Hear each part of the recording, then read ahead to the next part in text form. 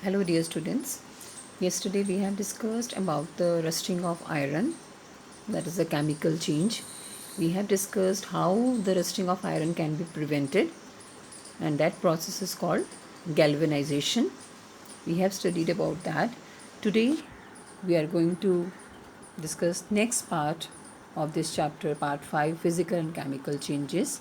And in today's lecture we are going to discuss new process, that is crystallization. You all have seen salt, you all have seen sugar. Their particles have got a special shape that is called crystal. However, the crystal of salt is small as compared to that of sugar. You have learned that salt can be obtained by the evaporation of seawater. The salt obtained in this manner is not pure, and its crystals are small in size. However, the shape of the crystals cannot be seen clearly also. Large crystals of pure substances can be formed from their solutions.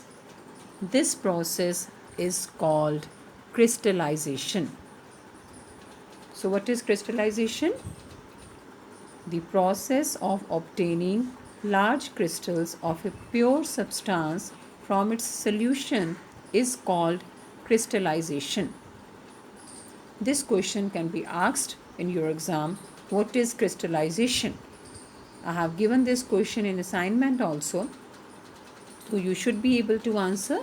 The process of obtaining large crystals of a pure substance from its solution is called crystallization.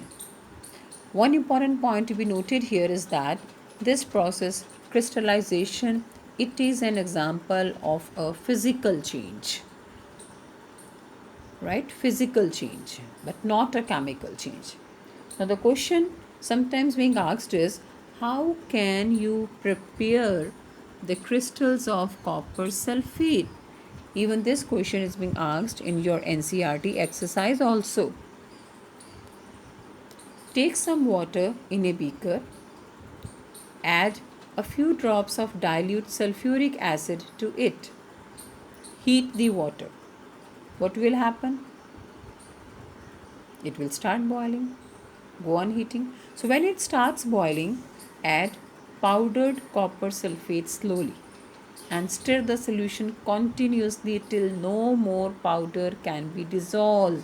It means go on adding powdered copper sulfate to the solution until saturation level is reached. That is, no more powder can be dissolved. Then filter the solution and allow it to cool. Don't disturb that solution, keep it aside for some time. After some time, you will find crystals of copper sulfate. So, this is how the crystals of copper sulfate are formed. You can see the figure, blue colored powdered form here. It is the copper sulfate, powdered copper sulfate. You dissolve it into the solution. Which solution? In a beaker we are having water, to which we have added a few drops of dilute sulfuric acid. In that solution you have to add powdered copper sulfate, and finally go on adding, then keep the solution aside. After saturation level being achieved, then after some time you will get the crystals as shown in the third figure. This was the last topic of this chapter 6, physical and chemical changes. This completes your chapter today. So in assignment you are assigned 2 questions. Question 1, what is crystallization?